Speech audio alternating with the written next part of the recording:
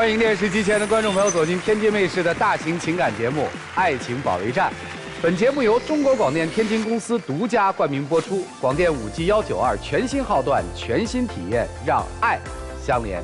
来看看今天请到的几位情感导师是谁？他们是情感导师于波红老师，欢迎；情感导师严品红老师，欢迎；情感导师雷鸣老师，欢迎；情感导师陆琪老师，欢迎。来了解一下这对嘉宾的基本情况，请看。自从我们生意失败以后，他对我的态度完全变了。现在他一点也不关心我，而且对我特别冷漠。我们现在日子比较艰苦，但是他从来不会鼓励我，只会埋怨我，我好像做什么都是错的。现在他总想着翻身，但是工作上根本不努力，只想靠旁门左道赚钱。我觉得他一点也不爷们儿。我觉得他太自私了，做什么事情都要按照他的想法来，只要我不听他的，他就开始挑我的毛病，我真的受不了了。有请这对嘉宾，有请。男嘉宾邓先生32岁，来自内蒙古，培训销售；女嘉宾王女士27岁，来自黑龙江，自由职业。有请两位，有请。欢迎两位哈。今儿谁要来的？我要来的呀。来干嘛？因为吧，我俩之前这关系一直还可以啊，但是吧，我俩后来开了一个小店儿，开了小店儿之后吧，就小店出现一些问题，然后我俩就总吵架，这半年把3年假都吵完了。行，这个信息量很大啊。这个信息叫我们半年时间吵完了3年的架，这么推起来认识3年了？对，我俩处了2年多，将近3年的时间了。那就说说吧，为什么事儿吵，怎么回事？因为吧，我刚开始吧认识他之前，我自己开了一个外卖店，开了一个特别小的店，9平米，做这个鸡排饭的，1个月吧能挣个2、3万块钱吧。完了我认识他的时候吧，他是做培训行业的然后他1个月吧，他挣5、6千块钱，我这不是做外卖吗？他想，哎呀，这我也想做这个生意然后他就想辞职，想跟我一起干。他妈当时给他弄那个20万块钱，想给他准备结婚用的他想把这20万直接拿来投资到我这个店里边来。那个时候你们俩是情侣关系还是什么关系？对，我俩是就是情侣关系。那就是谈着恋爱呢。对，谈着恋爱呢。然后他跟我说吧，我肯定我是不愿意的，因为毕竟人家父母的钱，对吧？而且20万呢，这么大的数字我要万一干好了行，我干不好这赔了。你说我到时候我怎么说呀，对吧？然后我就不同意，我就跟他说，他就跟我一顿劝嘛。后来他说的，你看2个人总比1个人强，1+1大于2嘛。我一寻也行，他说我挺累的，寻帮帮我，然后就这么的，然后我就寻我妥协吧，我俩就一起干吧。投资20万，对，人也来了，对，开这店来了，1个月怎么也得挣个4、5万了吧？那哎呀，别提了。然后后来我俩这不就干了吗？干了之后，你这因为我这外卖店小呀，他就想把这个店直接就扩大了，9平米这个小店我直接就扩大了，扩大到70平了。哎呦！当时我又重新选的这个地址，然后又进的设备，又添加新品什么的，就好多东西，投资了好多东西，开了2年多。我俩处对象期间，我就发现，哎呀，不行，这个店开始越来越差，生意越来越差，不盈利了，慢慢的，客人也越来越少。后来我这一算计吧，你说水电呀、房租呀、员工赔了。对，然后每天你还得就是进货呀，乱七八糟事儿太多了，我一算根本就不挣什么钱了。我现在拉倒吧，关了吧。我跟人说，人不愿意，说我20万都拿下去了，我能干什么？我不愿意。当时因为拿20万的话，也是从父母那边拿的。突然间就关店的话，其实我挺不甘心的，就想再维持，看看有没有什么转机啥的。真不如当时再开一个9平米的鸡排店，那还挣了钱了。可不，我当时想的就是，你说9平米都挺挣钱了，我寻思这个也挺好，反正外大点的。赔了钱之后呢？赔了钱之后吧，他给我出一个啥主意？说哎呀，反正那个你家做服装的生意也挺好的，不行，你搁你父母那块拿10万块钱。咱俩看看能不能起死回生，再把这店再运营。我一寻思，本来我就做餐饮的，一开始我就投资了6、7万，他又整20万，这叫26、7万，我俩赔的叮当响。你说你再投个10万，我俩这赔的越来越多。对呀，及时止损。对，我觉得应该及时止损，我不同意。后来我俩就吵吵起来了，因为这个事儿。然后他就老拿这个事儿说呀，啊，我的20万，我的20万，就老拿这事儿埋怨我啊。那我心话了，你说的，那我不也想好好的干吗？谁知道就能赔呀？这20万，你说也不是小数字，我心里也不好受。要当时不是因为他非得要投资我的店儿，我要干鸡排饭干好好的，我不至于到今天，是不是？我赔这样啊？是。后来我跟他说，我说行，你这别跟我说了，咱俩还处啥呀？别处了，拉倒吧，你回你家，我回我家，各找各妈，多好点事儿是吧？钱也赔了，感情也散了，是这意思吧？对，散了。反正当时就是关店的时候，反正他跟我商量之后，我虽然说不同意吧，最后还是关了。反正后来我就把店给关掉了。我说人也散了。当时完了有一回是吵架挺严重的，然后当时就可能就是在气头上，然后就散了。谁提的散？他提的。我提的。你同意了？当时就因为吵架比较严重嘛，就是同意了。其实我也不想同意，但是当时的面子上我也下不来。对，这还像个男人啊，钱赔了咱认。感情没有了，咱们纠结，咱走，还挺好，挺好。当然他跟我说完，我就在那说，我说不行，我就要关，咱俩就各回各家吧。然后他这内蒙的嘛，我东北的，我离远，我说那你先走吧，你赶紧搬出去吧。啊。然后他收拾行李了，就搬走了，我就在我俩自己那个住的那小屋里，哎呀，我寻思好几天，我说哎呀，我心里太不得劲儿了，这人一走吧就空了，因为家里好多事情都他做，他走之后我才发现。我就很缺失他，缺个主心骨，我太难受了。然后我想想，你就把人劝回来了。对，后来我就心一软，我行啊，哎呀，这钱这没了再挣呗，这感情没了，人散了，你就找不回来了。我寻思算了，我就给他求回来，我俩就和好了。啥？你心一软，发现这人还挺有用的。和好之后呢，现在好了吧？好，是啊，刚好了吧？我俩吧就没有工作了嘛，就待业了，在家待了1个来月。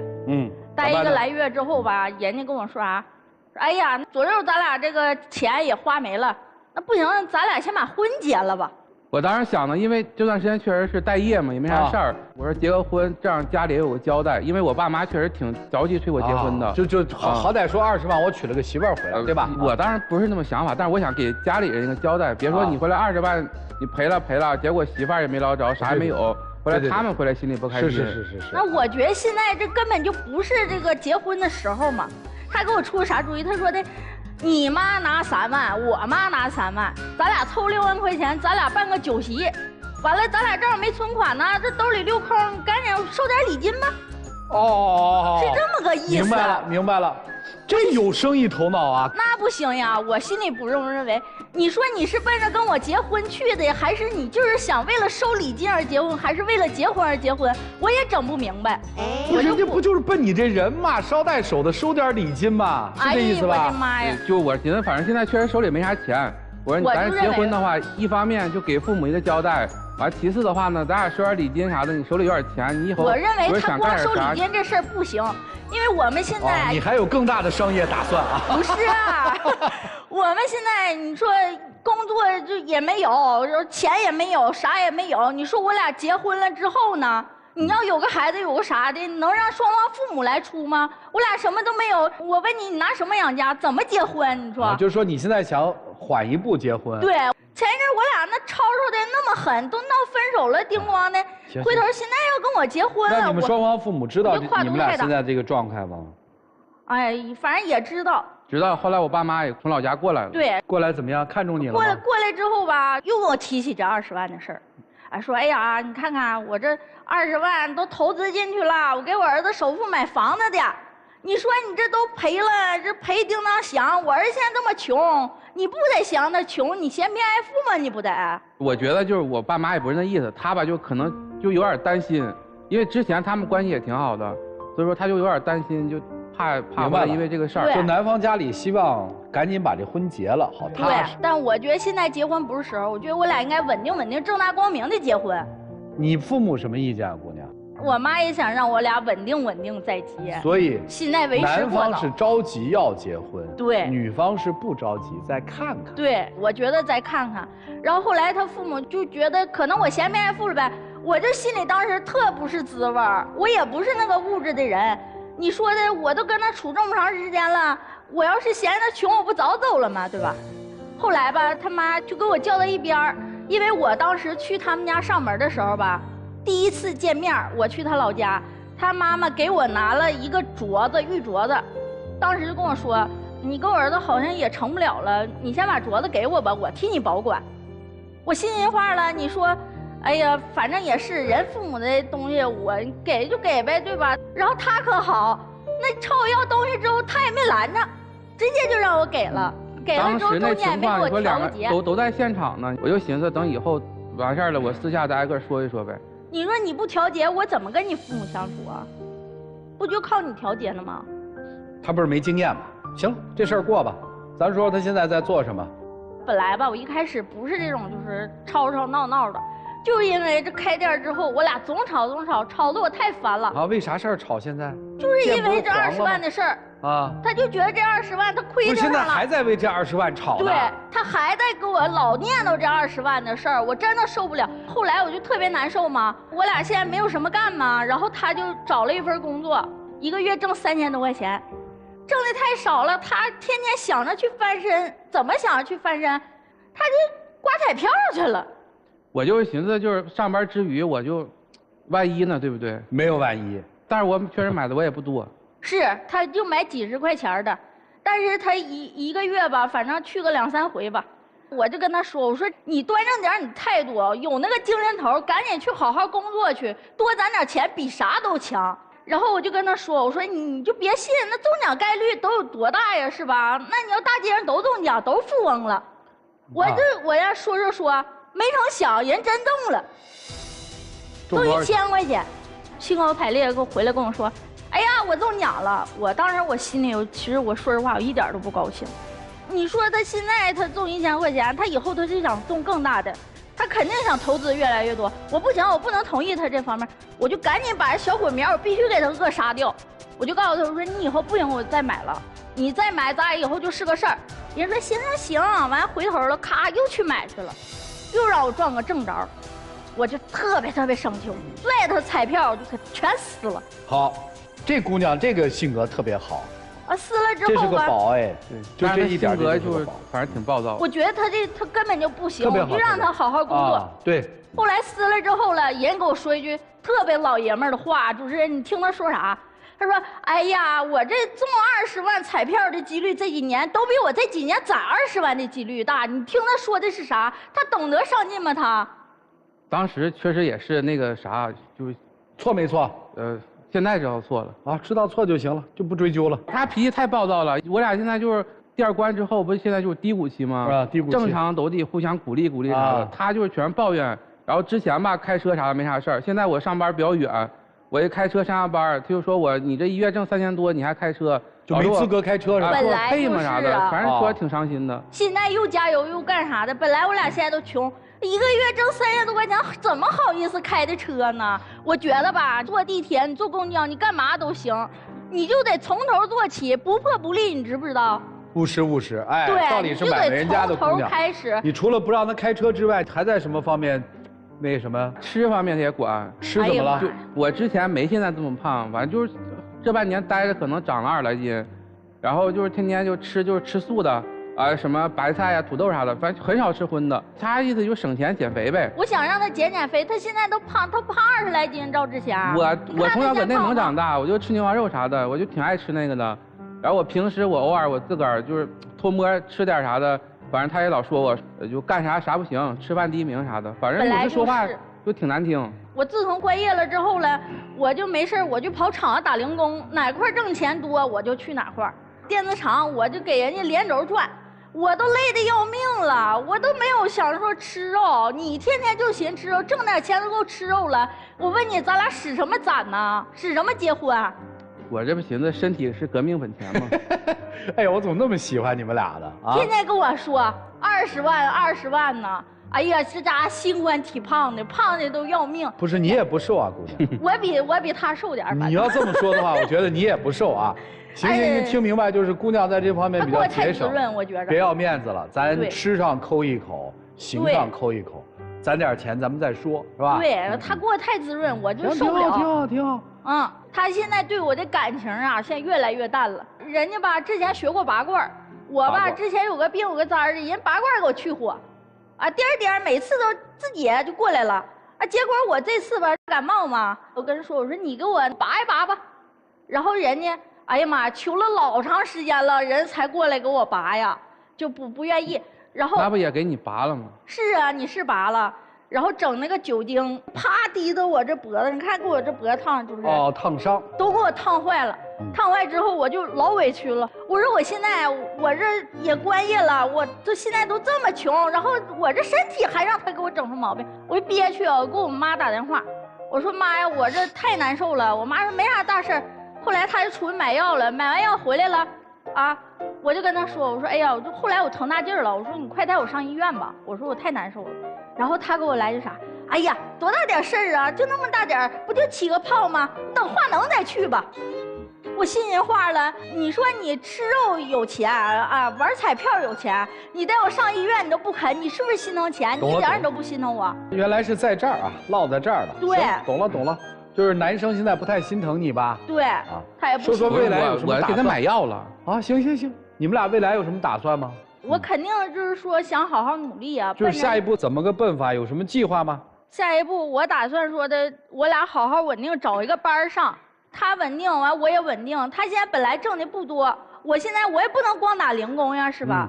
我俩得什么时候说能说稍微攒一点够我俩生活过日子的钱，我俩才能去结婚。我觉得现在结婚太早了，不适合。就未来打算就是自己打零工了是吧？不是，我俩就是一起好好努力。做买卖肯定现在是没有本钱了，就先好好上班，别玩什么彩票了。不是攒完钱干嘛呢？攒完钱我俩够了之后了，好买房结婚，买房结婚嘛。你家不是做买卖的吗？你家就没说算了，你们回来吧。哎，完你听我说呀，我俩的感情现在真的都到尽头了。好。我这养个猫，养个狗。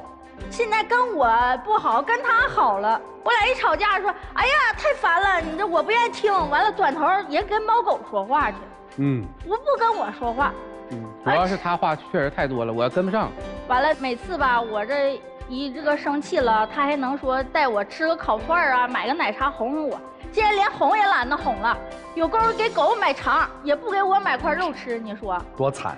啊！你说把我当啥了？我心里不是滋味。主要现在确实不富裕，你给狗买个肠1块钱，带它吃烤串200-300块钱，对吧？对，然后他现在跟猫狗比我关系都好啊，我就不得劲儿。然后正好我寻思，我俩现在也不富裕，养猫养狗也费钱，我说就送老家去吧。转头我就送我老家去。这姑娘厉害啊，行动力强哎。然后我送回老家之后吧，人家天天茶不思饭不想的，舍不得呀，猫狗呀，这他的心灵慰藉伙伴啊，这家伙送走了，不得劲儿了。后来我就说，我说左右的猫狗都回去，你也随着一起回得了，咱俩都回去吧。回哪儿啊？回老家呀。我说回我们老家一起干点啥呗，我父母也有产业，你就跟他一起帮个忙吧。人不行，人说不行，我是吃软饭的嘛，我这不是，我可不受不了。我俩不一个地方，你说我要跟他回去了，你亲戚里道该咋说我呀？我要是有钱回去了，那指定是夹道相迎；那我要是就这么回去了，那指定又说我那啥了。到时候你啥呀？你说我一个是没本事，大城市混不下去了，回老家发展去了，还得靠丈母娘啥的，对吧？你说你拉不下来脸儿，现在咱俩又没法立足，你说咋整吧？啊，就这样下去。哎呀，我也没招，我都说不了。所以今天来这儿了是吧？对，这不今天来了吗？懂了，还真可爱啊！其实可以先回丈母娘家，对，跟着他们做买卖，挣点钱，拿了本钱再来呀，东山再起呀，这不挺好吗？主要就是心理这关不太好过。好，你还喜欢他吗？喜欢，爱他吗？爱。好，你爱他什么呀？就是没吵架之前对我特别好，比如手机坏了也先经我买好的，完他用一般的啥的。这性格现在是有点那个泼辣，之前就属于那种比较直爽的性格。被你逼的，要不能吗？你还喜欢他吗？我是挺喜欢他的，他人也这个暖心啊，也实在啊。但主要是吧，他现在吧，你说整个20万吧，他跟烂泥似的，他瘫地上他起不来了。他不是在起吗？他不是也去打工吗？也什么吗？哎呀，就挣那3000多块钱，我俩好干嘛的？行，这次听明白了。我想让他阳光点，积极一点，我俩努力攒钱，这要不怎么能结婚？就是调整心态，对准备结婚，是这意思吧？对，就是这个意思。来吧，老师们帮一帮吧，这个太值得帮了。我劝你，劝你。而且我觉得，听他们聊天，心里暖暖的。让我们一起进入丘比特问卷。我怎么感觉你们两个人的感情还不止20万呢？没有吧？您看，男生不是，主要是当钱时这个20万，虽然是你父母的钱，是你主动提出来要投资的吧？对，你没有诱导他、诱惑他。我没有，当时都不同意，他一直死命的非得要投资。那您是没有责任的。对呀、然后他投资完了，这破产了，他赖我了。现在你说，如果说我也委屈，当然您现在振振有词，因为这个20万不是你的，是他父母的。对，如果是你的20万，亏了，你会像他一样吗？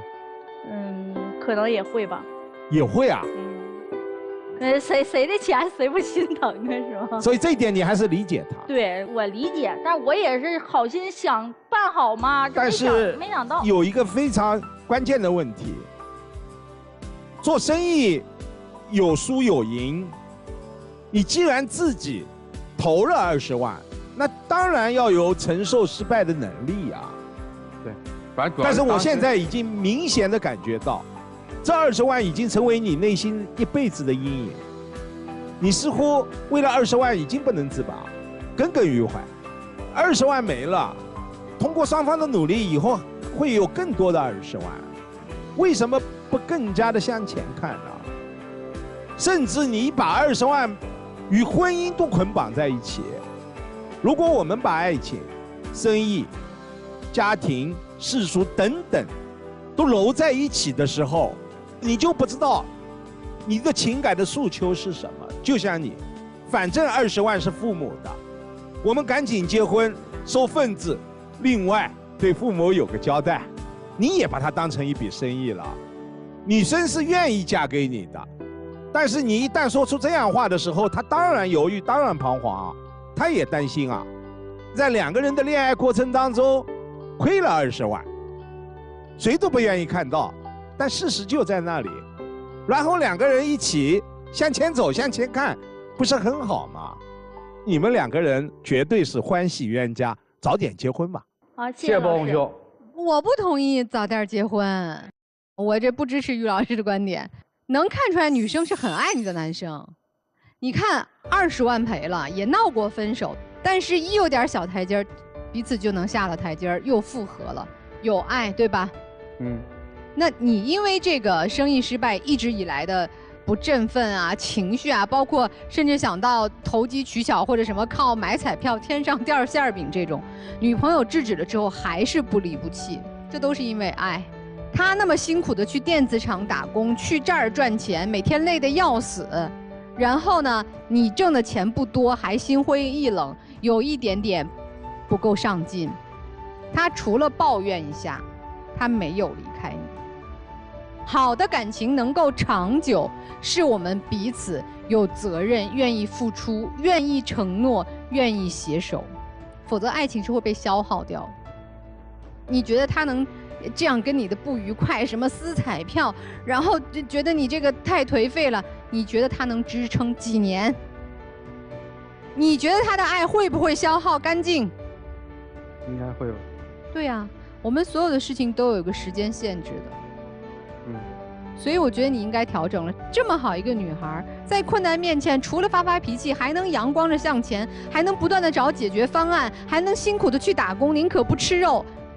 他不给你吃肉的时候，他也没有吃哎。我不舍得吃。对呀，他不舍得吃啊，他知道你们现在不宽裕啊。那你为了这个女孩吃得好一点，喝得好一点，开心一点，不能跟她去她的家乡吗？这怎么就让你觉得没面子了？在感情里面，不是面子决定我们的未来，是我们真心愿意互相扶持、互相滋养，才能够长久。你赶紧加油吧啊！要不然这么好的姑娘错过了，我觉得太可惜。谢谢老师。这个看人啊，看得失，看起落。以前说咱们那个9平米那个烤鸡排赚钱的时候，那时候是起，他那时候一定要跟你谈恋爱，但是呢，赔得干干净净了。你只要愿意，他依然在跟你谈恋爱。所以起落他都在跟你谈恋爱。然后咱们再说得失，他赔那20万呢，是他爹妈的，他妈妈从你这儿把那玉镯子要走了，你开心吗？我不开心。你应该开心，你找着一个多拎得清的女人当婆婆。他妈妈没跟你要那20万吧？没有。对，他妈妈为什么跟你把那镯子要回去？我儿子没钱了，姑娘，你现在可以跟他分手了。他妈妈当着你的面把那玉镯子拿走，的意思是，姑娘，不会为这20万赖上你的。你现在要想跟我儿子分手，我能接受。你这个时候离开他儿子，这个妈妈已经给你授权了，这是一多干脆利索的婆婆。你要是说，惯常一个妈妈，我儿子因为这姑娘赔了20万，哎呦喂，你个小妖精，你把这20万还了，这时候你想分手，没门儿。这样的婆婆你要吗？不要。人家没有吧？人家把镯子要走，你要分手我能接受。至于人家嘴里说那句什么嫌贫爱富啊，人20万都没了，你不许大姐说句解气的话啊！你这个，所以给这样的婆婆当儿媳妇儿能当，但是呢，也得看有没有毛病。有毛病，这个妻子要管丈夫，管2方面，一个是投机，一个是取巧，你全占。反正现在咱俩没钱了，你妈掏3万，我妈掏3万。咱办一婚礼，跟大家把礼金收了，我们大家其实都愿意。但是你想出这主意，你再取巧哎。还有一个就是投机，想通过1年半载买彩票把20万全拿回来，你也不能打这个主意，你真把这当正事儿啊？这就是投机心理了。你媳妇儿都管你，你想取巧的时候不行，你想投机的时候给你扯喽。哎，这老婆能娶，所以。这老公能嫁，这婆婆能处，这老婆能娶。反正我是觉着，看到现在，能往下走。谢谢老师。我也觉得那礼金是挺好的。我跟你讲个道理，就为什么中国人会收礼金？礼金就是众筹，你知道吗？因为小两口要过日子，新建了一个家庭多难啊，所以大家每家每户给点钱，这个钱以后要还的，对不对？先众筹给你们，让你们先把这日子过起来。礼金本来就是这么个意思，所以呢，虽然它确实有点投机取巧，但主意也不赖。我从另一个角度啊，你从那20万里面学到了什么？不能轻易投资。除了这个呢？以后投资靠自己，不能靠父母。哎，也还行啊，听着也还行啊。那你从那20万里面看到了他什么？他对我真心的，不看钱。哎。你从那20万里面学到了什么？我觉着，患难见真情吧。哎，其实我心里挺愧疚，毕竟是人家父母的钱嘛。啊，我觉得你们这20万花值了。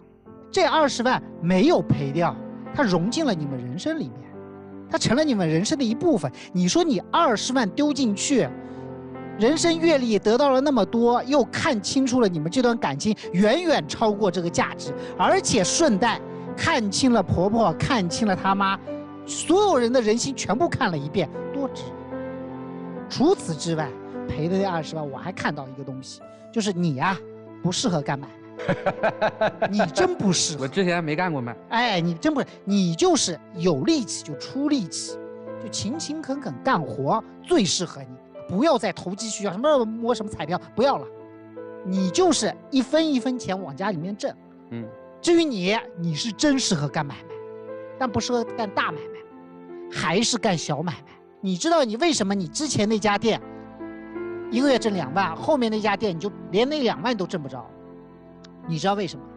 因为我这盲目扩张。盲目扩张是因为成本支出的原因，还有一个很重要的地方，你是不是重新找了个地段开店？对对。是不是外卖的生意一落千丈？对。为什么？区域嘛。对，很简单一个道理，对不对？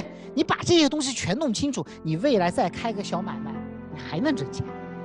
为什么？因为你卖得了苦力气。对，因为你搞得清楚这里面的事儿，一进一出的事儿，所以从这件事情里面，你们两个人把自己的未来、将来，自己能干什么、不能干什么，所有的人心、所有的感情看得清清楚楚、明明白白。两个人人生真的要能把日子过下去、过好了，何止10个20万？对，所以啊，两个人抓住自己的人生，抓紧对方的手，把这条路啊好好走下去吧。就这样。谢谢老师。他们是真的让我们看到那种，就这里面是真有爱情，都有尊严有底线，家庭培养的好，挺好的，赶紧结婚吧啊！一会儿那个什么，你那个哈，好好说话啊。来，一起进入192就要爱真情60秒。从现在开始，我就把那个一些坏毛病都戒掉，也不整彩票了，也不投机取巧了，踏踏实实的上班挣钱，然后到时候如果你想回老家的话，也可以跟你回老家，然后我们一起把生活经营的更加的好。两个人嘛，什么困难都会度过去的。我们人生还有好多年呢，会挣好多的20万。我希望你也努力，我们一起回老家，一起干点什么，然后好好的，然后我们结婚。我真的爱你。我也爱你。亮灯，亮灯，亮灯，等不及了。回。电视机前的观众朋友，我们栏目的唯一官方报名热线是0223606311，情感困惑的观众可以来电报名，不收取任何的费用，小心被骗。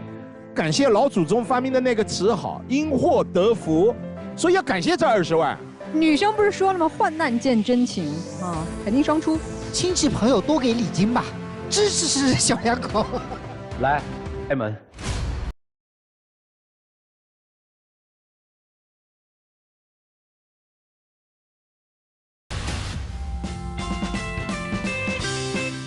求婚啊，求婚呐！接下来让我们一起见证这对年轻情侣的浪漫时刻。各位，请见证。媳妇儿，愿意嫁给我吗？什么就媳妇儿？好好说。愿意，爱你。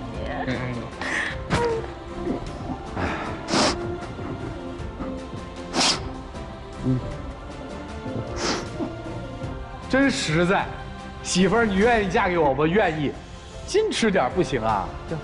叫习惯。我等不及了，有点。啊，等不及了。谢谢你们啊，请回，加油啊！谢谢老师。谢谢老师。祝幸福啊！请回。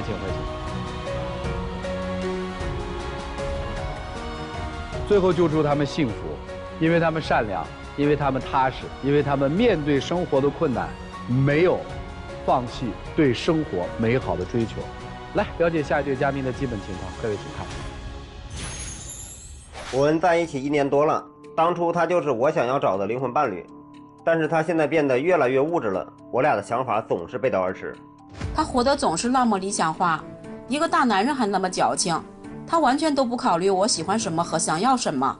他总是应付我想要的浪漫他都不理解，但是我还想进入婚姻的殿堂，但他现在的态度让我很迷茫。我对婚姻一直保持着谨慎的态度，他爱幻想还道德绑架我，像他这样的男人，我不能把后半生托付给他。有请这对嘉宾，有请。郭先生44岁，来自河北，自由职业；穆女士47岁，来自河北，房产销售。有请两位，有请。欢迎两位哈。这个岁数都应该曾经有过婚姻是吧？我是2婚。啊，我没有婚啊，有过感情经历。哦，没结过婚。对。有孩子吗？有。孩子多大？20多了，一个女儿。啊，现在反正也不用跟妈妈在一起了。对对对。认识1年多。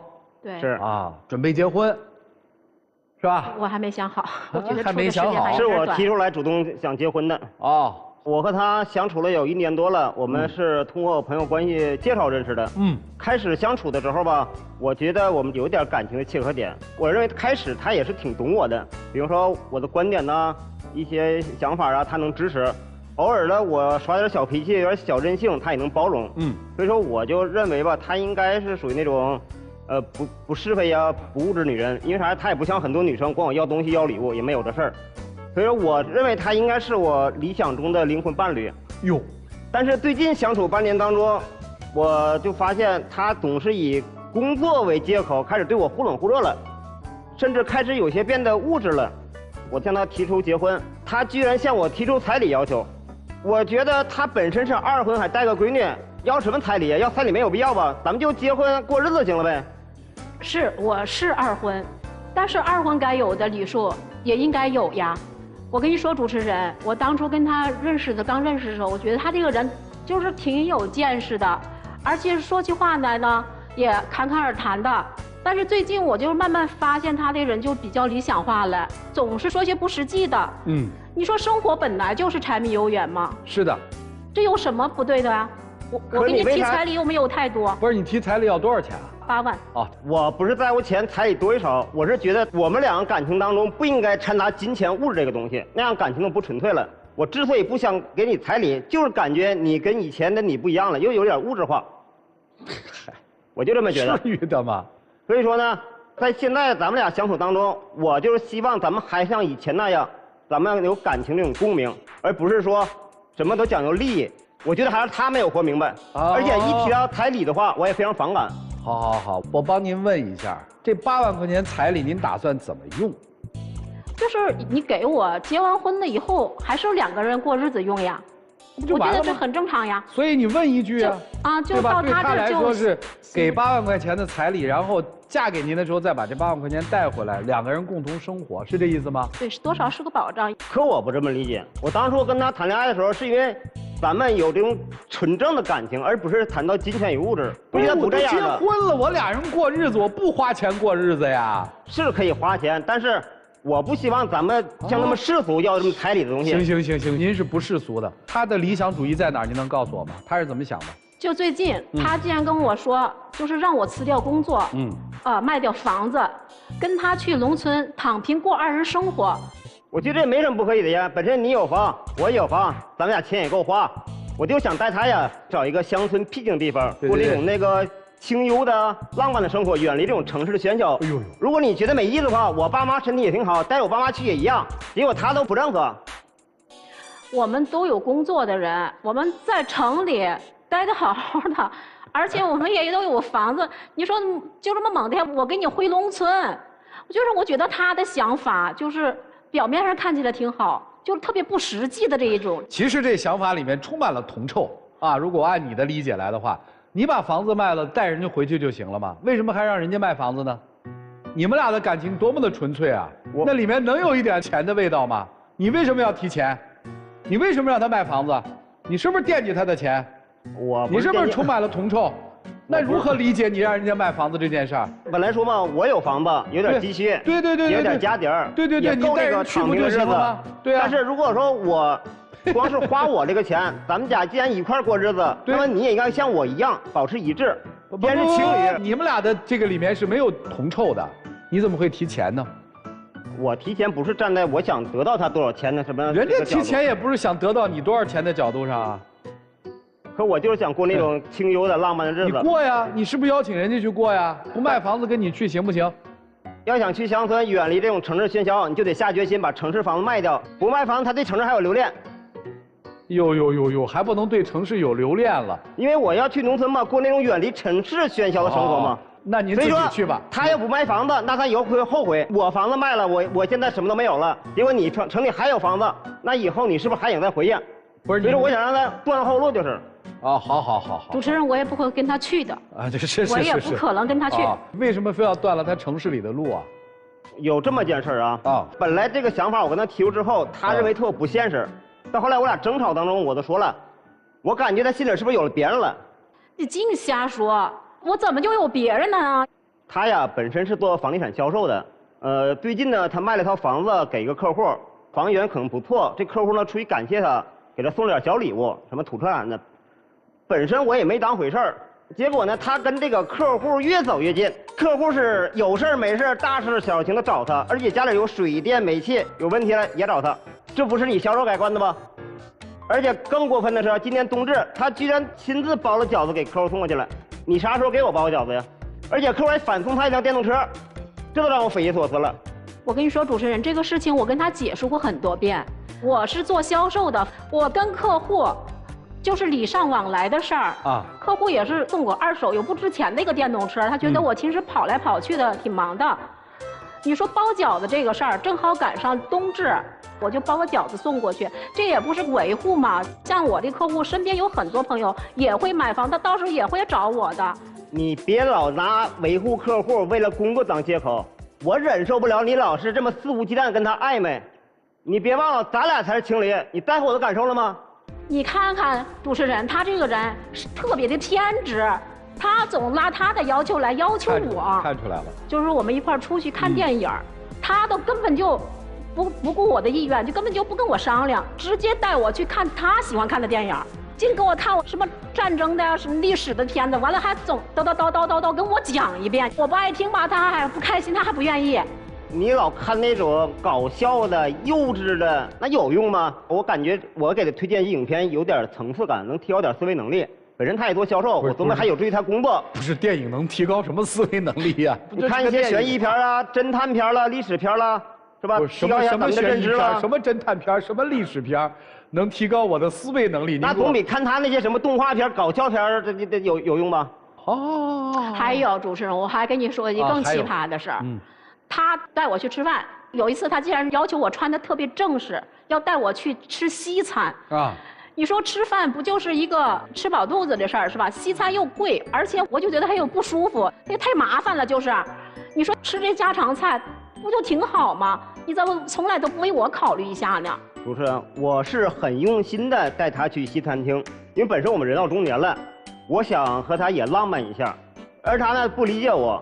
他总想找那种不上档次的小饭馆随便应付我，他现在就是不懂我了，不理解我。哦，你看，这又说到我不懂他了啊，不懂。就拿七夕来说吧，我想要条围脖，是吧？我想让他亲手给我织，因为我知道他呀会点这个针织活的手艺，本身他也答应了，结果他从网上买条围脖给我了。主持人，我跟你说这个事儿，你说我生不生气？不是，这有什么好生气的？我想让你，我要的是他亲手做的。你老为啥纠结这事儿不放呢？你说你个大男人干嘛那么矫情啊？你说我天天上班，你说我哪有空去给你织一个围脖啊？你说，再说手工，它的一针一针织，还是以前会，放到现在这年代，谁还用手工去织啊？我在网上给你买的，经济实惠又好看，是我送给你的礼物，不就行了吗？我只要你亲手织了，我认为你亲手织了，跟网上那些商品它不是一个意义。那怎么这么长时间了，你不知道我想要什么吗？你只有亲手给我织，我才觉得你才重视我。而你从网上买件东西应付我，我就觉得你已经不再重视我了。哎呀，我的妈呀，这是真矫情啊！还有一件事啊，就是他生病的时候吧，本身作为我来讲，我想去照顾他，买了点菜给他做饭。本身我也不会做饭，就是从网上学了点手艺，我给他做去了。结果他说嫌我做饭不好吃，还不如点外卖呢。我可以说对他已经掏心掏肺了吧？结果呢，他就这样对待我，所以说我就觉得他现在就是不在乎我了。这件事咱们就不要拿出来说了。我就想吃点清淡的，我感冒嘛。那你给我炖条鱼汤，那你不知道鱼汤它是发物吗？对我这个感冒根本就不好。再说我也吃不进去呀，我点外卖我是怕你麻烦。这个事情它怎么就不行了呢？到你这儿呢？本身我也不会做饭，我也没个经验，我哪知道鱼是发性东西啊？就是因为你，我才学网上那些做法。您要44岁了，说连饭都不会做，您是问题大了去了。他真不会做饭，那不就问题大了去了吗？你朋友见过他吗？说到我朋友这儿啊，我心想我们也处了1年多了，我跟朋友们都说了，我谈了个男朋友，完了我都跟他商量，我说我组个局，订个饭馆，一块见见，跟朋友吃吃饭啥的。刚开始他答应的特别好，答应的好好的，到跟前儿了，我饭店都订好了，他找各种理由都推脱，说什么也不去了。我觉得呀，真没必要参加那些饭局。我听他也说过，他们朋友在一块儿啊，一吃饭局，无非也就是互相攀比、互相吹捧啊。今天我老公提新车了啊，明天我老公又升职了啊，后天又什么我就烫了个新发型，孩子考了什么什么高分，在一块儿全是这些虚荣东西，一点实际没有。而且处这么长时间了，你也知道我本人不爱社交，这种饭局我根本不想去。那你为什么一开始答应他呢？我开始说答应你，我也只是不想过分的就拒绝你。那不还是我在乎你吗？如果你想让我那个参加点社交吗？但是我还真不想去。如果我不在乎你，我带你去见我朋友干啥呀？对吧？可你那些朋友饭局他有意参加吗？你这样做，咱们俩之间感情，我不希望他们品头论足。不是你这样对我也挺没有面子的呀！我姐们怎么说我呀？说你对象都不敢见人。好，听懂了，听懂了。今天来是为什么呀？问他。今天是我主动提出来这儿吧，因为处了这么长时间了，我是想找一个我理想中那种灵魂伴侣嘛，大家就是纯感情。啊，跟他处了有1年多，开始呢，他对我也是有理解的。我是不是可以这么理解？其实通过处了1年半的这个相处下来，你发现这并不是您的灵魂伴侣，今天是来跟他分手的。不是，我是想再了解一下他真实的想法，让各位情感导师帮我分析一下。我有些困惑，原来的他在我心目当中并不是物质女孩，对吧？也不提出这些过分要求，而现在最近我感觉他就是有点物质了，跟我说话有时候也钱的。尤其彩礼这事儿我接受不了。好，知道了。从我看，我觉得您认错人了，她确实不是您的那个灵魂伴侣，这个女生真的非常的不适合您。我自己的看法啊，我觉得她真的配不上您那个格调清新的要远离都市啊的喧嚣，去过田园生活，她真的不配。这是我的感受啊，我不知道老师们怎么看，好吧？你听老师们说好不好？让我们一起进入丘比特问卷。我们先声明，我们达不到灵魂的层面。李叔同先生曾经说，人生是3层楼，1层楼就是我们普通人的普通生活，2层楼是精神生活，第3层楼是灵魂生活。李叔同先生认为他都达不到灵魂生活。44岁了，你也兜兜转转，寻寻觅觅，找到了志同道合的吗？没有。你今天为何要去为难这位大姐呢？为什么要去打造这位大姐呢？因为相处时间比较长了嘛，开始哪里？我认为他是这样的人嘛。您其实也是虚伪的。刚才您说到彩礼的时候，您不经意一句话就暴露了您自己。你一开口一急，马上说彩礼，你是2婚又带着女儿，有什么资格要彩礼？那言下之意，如果他第一次走进婚姻就可以给彩礼，然后到平静下来，您才说我们的感情是不讲金钱和物质的。您前面难道不是在讨价还价？只不过他是2婚而已吗？只不过他带着女儿吗？您才不给这8万嘛？不愿给嘛就不愿给呗。所以您所谓的灵魂也是有选择性的。生活大姐说的没错，恋爱可以有诗和远方，婚姻它就是柴米油盐。这一点杨绛先生说得非常好。人世间婚姻的幸福不过是灯火阑珊的温暖和柴火油盐的充实。我们都是普通老百姓，我们食人间烟火，我们生活要接地气。所以大姐一句话，赶紧逃！你们2个人是实现不了灵魂共鸣的，道不同不相为谋。等一下千万不要出来。我觉得这个于老师说的特别好，说明了所有的道理。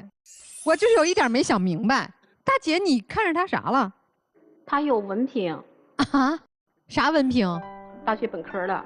啊，你就是看上他的文凭了？说话也挺好，而且他对感情也很专一。这个专一分2种，一种是只爱这一人，一种是没有能力爱别人，你明白吗？所以你爱上他的其实是虚无。所以最初你们的结合啊，我觉得是挺契合的。你可能在前半生一直是埋头干活、养育孩子，对吧？勤勤恳恳、打拼、务实。你没有经历过所谓的诗和远方，你缺这一块儿。你想象中那是一个美好的浪漫的爱情，得了，补上了。咱这1年不也尝试过了吗？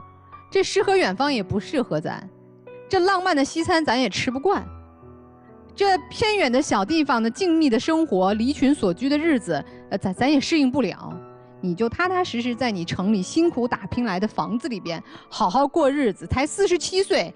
像你，又肯干又踏实，多攒点养老钱，然后咱们再去诗和远方，还有机会。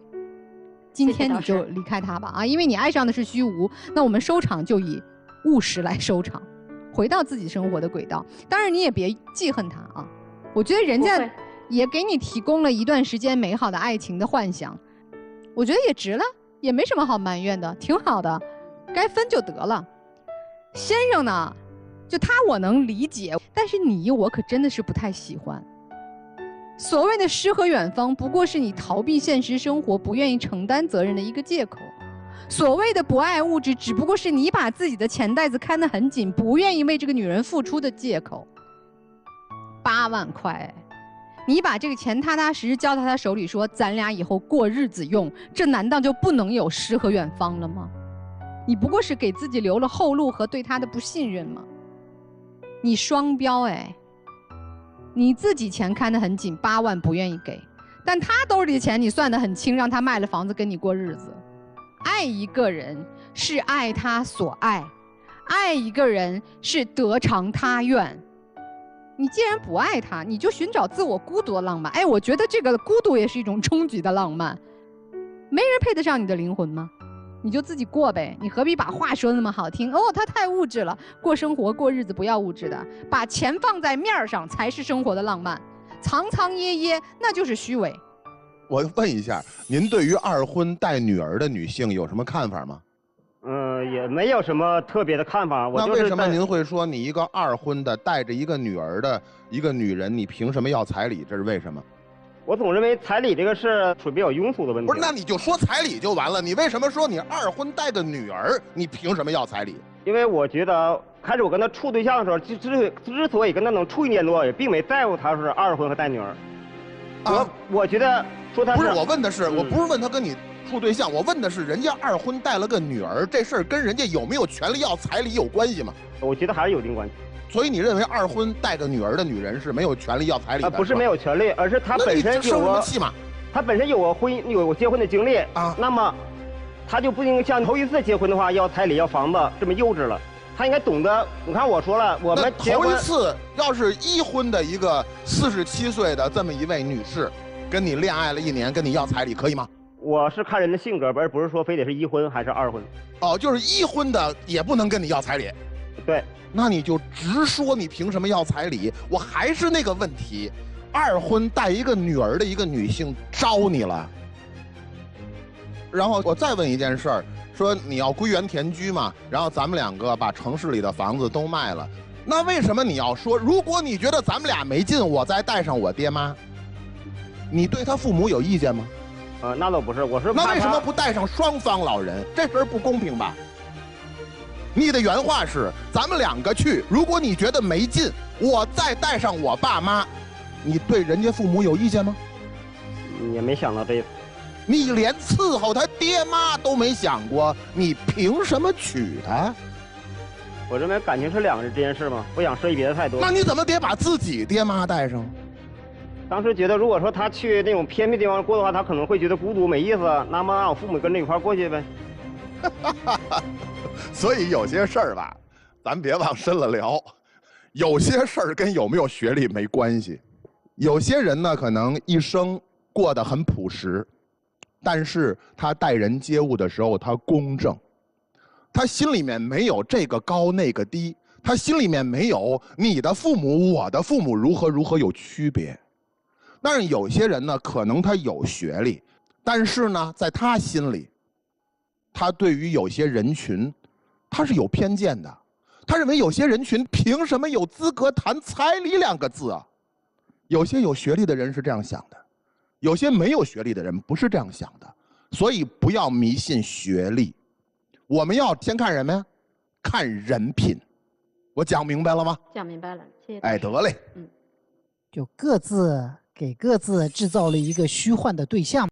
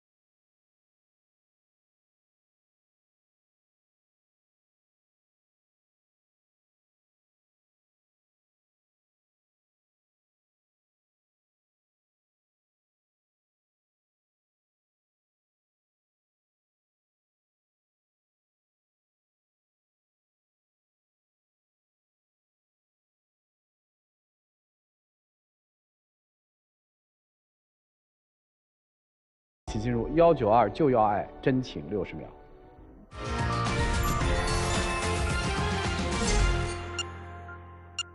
我多么想你能理解我，能够懂我。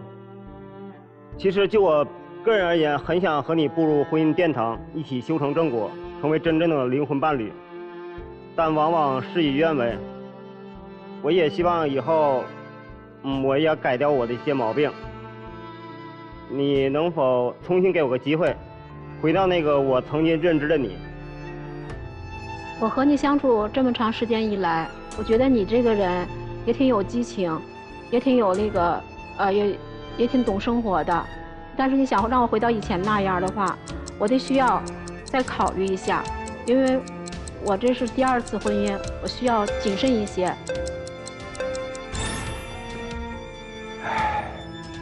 谢谢2位啊，请回。电视机前的观众朋友，欢迎登录优酷视频、腾讯视频、搜狐视频收看节目的完整内容。博红兄预测一下，这大姐还会出来吗？恋爱要好好谈，生活要好好过，扯一面灵魂的大旗，只不过是自己的一块遮羞布。我坚信大姐不会出来，男出女不出。我有点担心大姐还没下头。都说到要娶你了，连你爹妈都没惦着管，这你还用出来？这是最起码的事儿，所以我建议大姐别出来了。我估计大姐不会出来，男出女不出。好，来。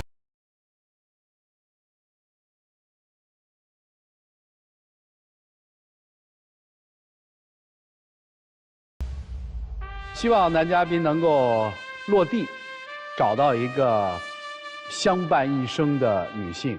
女嘉宾今天其实挺好的，我觉得她挺理性的。受过生活摔打的人，回归理性还能挺快。就是祝他们各自找。节目由中国广电天津公司独家冠名播出，广电5G 192全新号段，全新体验，让爱相连。